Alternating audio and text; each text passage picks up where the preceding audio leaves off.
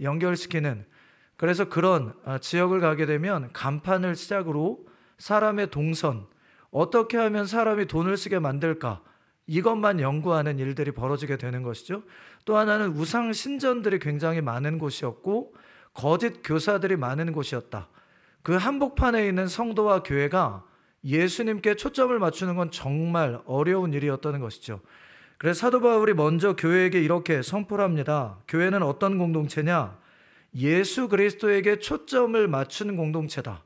제가 지금부터 고린도 전서 1장 1절부터 9절까지를 부분 읽어드릴 텐데요. 그 말씀을 여러분들이 지금 들으시면서 해야 될 것이 하나 있습니다. 그게 뭐냐면 총 9개의 구절 안에 예수 그리스도라고 하는 단어가 몇 번이나 나오는지를 한번 지금부터 세어보시기를 바랍니다.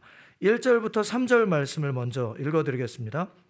하나님의 뜻을 따라 그리스도 예수의 사도로 부르심을 받은 바울과 형제 소스테네는 고린도에 있는 하나님의 교회 곧 그리스도 예수 안에서 거룩하여지고 성도라 부르심을 받은 자들과 또 각처에서 우리 주 곧 그들과 우리의 주 되신 예수 그리스도의 이름을 부르는 모든 자들에게 하나님의 우리 아버지와 주 예수 그리스도로부터 은혜와 평강이 있기를 원하노라. 잘 세고 계시죠?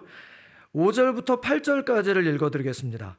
이는 너희가 그 안에서 모든 일 곧 모든 언변과 모든 지식의 풍족함으로 그리스도의 증거가 너희 중에 견고하게 되어 너희가 모든 은사에 부족함이 없이 우리 주 예수 그리스도의 나타나심을 기다림이라. 주께서 너희를 우리 주 예수 그리스도의 날에 책망할 것이 없는 자로 끝까지 견고하게 하시리라. 마지막 9절 말씀입니다. 너희를 불러 그의 아들 예수 그리스도 우리 주와 더불어 교제하게 하시는 이는 하나님이시니 미쁘시도다. 이렇게 말씀을 하네요. 몇 번 예수 그리스도의 이름이 등장했는지 찾으셨나요? 제가 찾아보니까 총 7번, 거기에다가 주라는 단어와 하나님이라는 단어까지 따지면 총 9구절 안에 정말 많은 예수 그리스도의 이름이 등장하는 것을 보여주고 있습니다. 이것은 우리에게 뭘 이야기하는 것이냐면 교회 공동체란 철저하게 예수님, 그분에게 초점을 맞추고 예수님과 함께 동행하는 공동체여야 한다, 이걸 말하는 것입니다.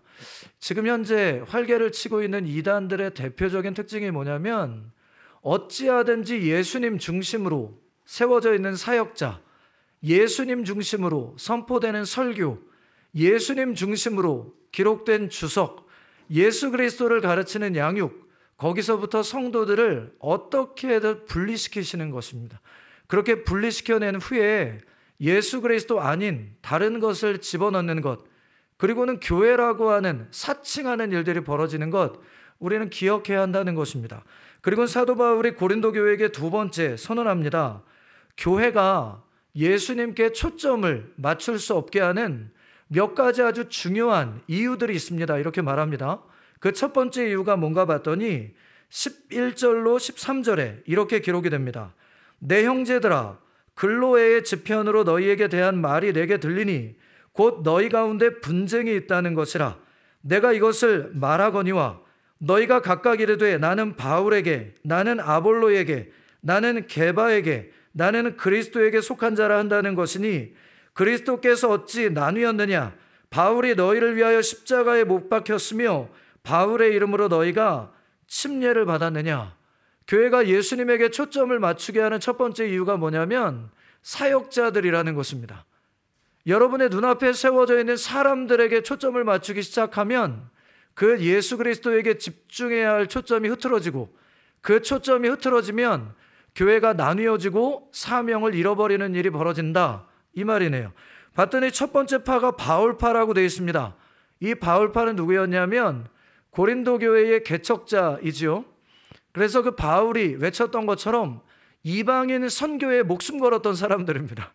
그러니까 설교가 선포되고 날 때 선교 그러면 전부 다 혈안이 되었던, 그래서 교회의 존재 목적이 선교다라고 외쳤던 사람들입니다. 또 다른 파가 아볼로파라고 나왔습니다. 2대 목회자인 거죠. 고린도 교회의 2대 목회자인데 문제는 바울보다 잘생겼다는 것입니다. 외모가 뛰어났고 언변이 뛰어났을 뿐만 아니라 선교보다는 말씀으로 세워진 교회를 양육하고 굳건하게 하는데 사명을 은사로 쓰임받았던 사람인 것이죠. 그래서 나는 바울보다는 아볼로가 더 좋다 이렇게 말했던 사람입니다. 그 뒤에 게바파라고 나왔는데 이 게바는 베드로의 아람어 이름입니다. 그러니까 나는 베드로에게 속했다 이 말이네요. 베드로에게 양육을 받고 가르침을 받았던 유대인, 개종한 그리스도인들이었습니다. 그리고 마지막에 그리스도파라고 나왔는데 이 그리스도파는 예수 그리스도에게 직접 말씀을 들었던 사람들입니다. 이 사람들은 영적 우월주의자들 이렇게 말하죠. 어떻게 예수님께 직접 듣지도 않은 자들이 우리와 함께 서느냐, 이런 식으로 사람들을 비교했던 것입니다. 사람들에게 초점을 맞추면, 사역자들에게 초점을 맞추면 교회는 나뉘어지고 분열되고 예수 그리스도에게 향한 초점을 잃어버리게 된다 이렇게 말씀합니다. 교회가 예수님 중심의 초점을 잃어버리는 두 번째 이유, 그게 22절과 3절에 이렇게 기록이 됩니다. 유대인은 표적을 구하고 헬라인은 지혜를 찾으나 우리는 십자가에 못 박힌 그리스도를 전하니 유대인에게는 거리끼는 것이요 이방인에게는 미련한 것이로되. 그래서 유대인들이 집중하는 게 뭐였느냐? 표적이었다고 말합니다. 목사님, 표적이 뭔가요? 현상입니다. 성령의 임재와 교회 사역을 통해 수많은 현상들이 일어납니다. 이것을 현상 중독자들이라고 말하죠.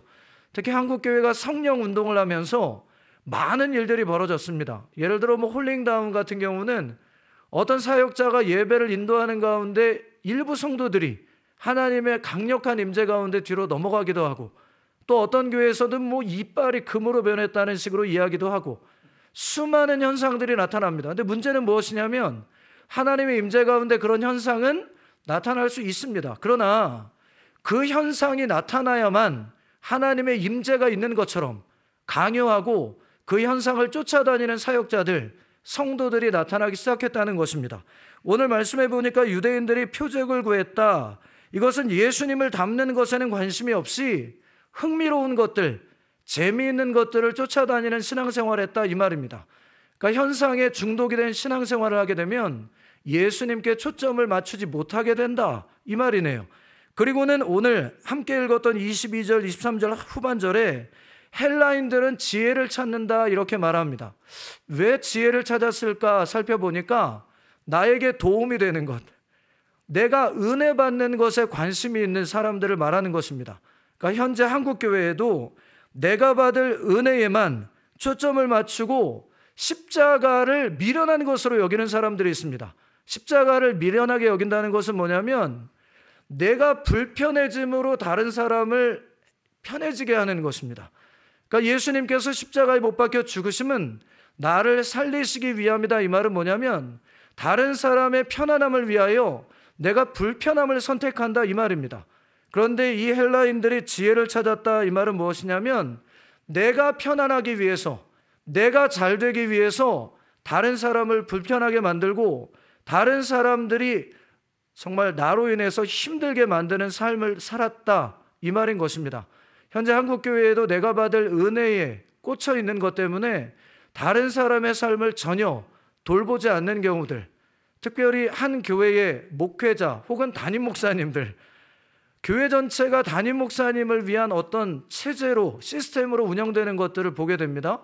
담임 목사님이 가장 편안하게 하기 위해서 대부분의 일반의 성도들을 불편하게 만드는 일들이 교회 안에 이루어지는 것을 보면 한국교회의 초점이 무언가 잘못되어 있다는 걸 우리는 기억해야만 하는 것입니다.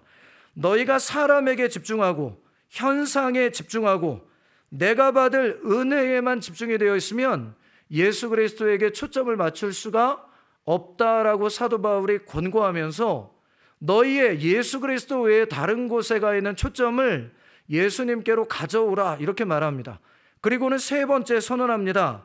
예수님께 초점을 맞추기 위해 최선을 다하는 것, 그것이 올바른 교회요, 올바른 신앙생활이라는 것입니다. 예수님께 초점을 맞추기 위해서 우리가 어떤 노력을 해야 될까요? 네 가지로 말씀은 기록을 합니다. 10절에 보니까 이렇게 말씀하죠. 형제들아, 내가 우리 주 예수 그리스도의 이름으로 너희를 권하노니 모두가 같은 말을 하고 너희 가운데 분쟁이 없어 같은 마음과 같은 뜻으로 온전히 합하라. 이 말은 쉽게 표현하면 예수님 말하고 예수님을 마음에 품으라 이 말입니다. 세상 그 어떤 것도 교회 안에 들어오지 않도록 너희가 예수님으로 꽉 채워라 이 말이네요. 그리고 17절에 이렇게 말합니다. 그리스도께서 나를 보내심은 침례를 베풀게 하려 하심이 아니요 오직 복음을 전하게 하려 하심이로되 말의 지혜로 하지 아니함은 그리스도의 십자가가 헛되지 않게 하려 함이라. 이 말을 쉽게 표현하면 사람 제자 만들지 말고 예수님 제자 만들란 얘기입니다. 사도 바울이 사역할 때 나는 내 제자를 세우기 위해서가 아니라 내 사람을 세우기 위해서가 아니라 예수님의 사람, 예수님의 제자를 세우기 위해 최선을 다했다. 그러므로 여러분도 사람 제자 만들지 말고 예수님 제자로 서라 이 말입니다. 제가 사역을 하다 보면 어떤 분들이 저는 누구의 제자입니다 아주 당당하게 자랑스럽게 말하는 경우들을 보게 됩니다. 거기서 그치지 않고 그 스승들께서는 저 사람이 나의 제자다라고 소개하는 것 때문에 흐뭇하게 그들을 바라보는 경우들을 제가 가끔 보게 됩니다. 그러나 그 고백들이 과연 옳은 것일까? 이 땅에 누구의 제자로 교회가 서야 하는가? 오늘 말씀은 예수 그리스도의 제자로 우리가 철저히 서야만 한다라고 말씀하는 것입니다. 18절에 보니까 세 번째 말씀이 기록이 됩니다. 십자가의 도가 멸망하는 자들에게는 미련한 것이요 구원을 받는 우리에게는 하나님의 능력이라.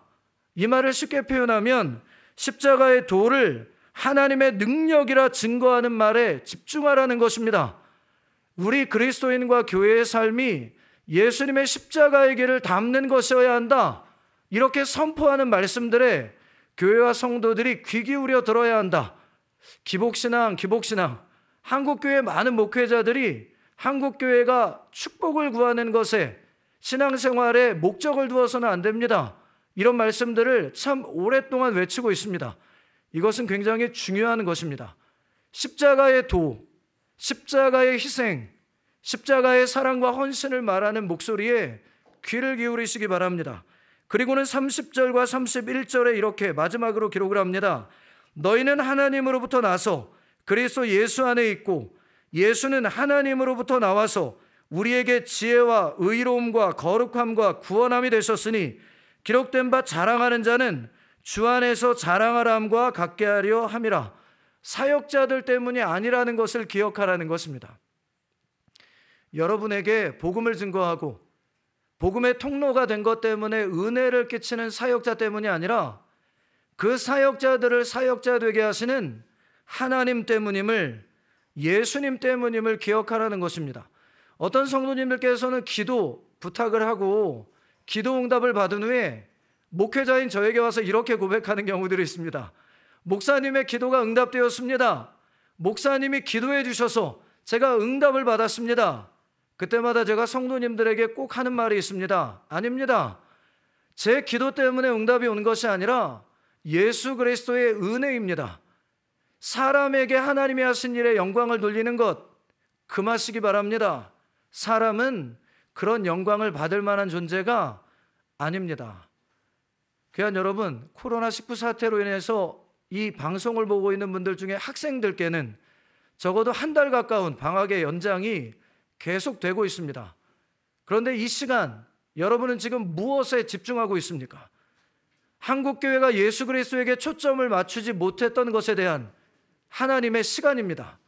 저와 여러분이 이 주어진 시간 동안 집중해야 될 것은 예수 그리스도여야 합니다.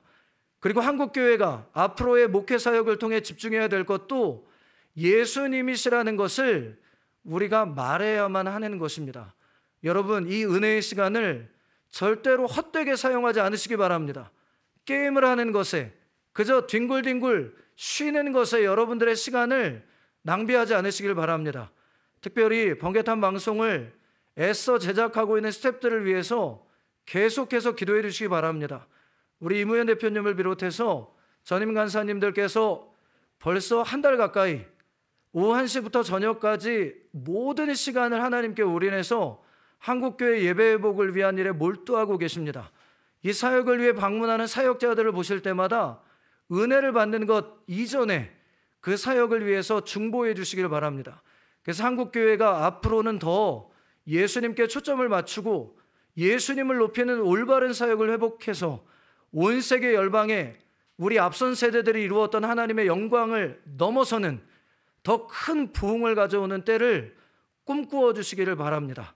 함께 기도하겠습니다. 예수님, 감사합니다. 오늘 이 귀한 사역의 자리에 방송을 통해 또 현장에 함께 동역하는 많은 예배자들을 세워주신 것 감사합니다. 특별히 영상으로 예배를 드릴 수 없는 많은 교회들을 돕기 위하여 이 영상을 제작하고 있습니다.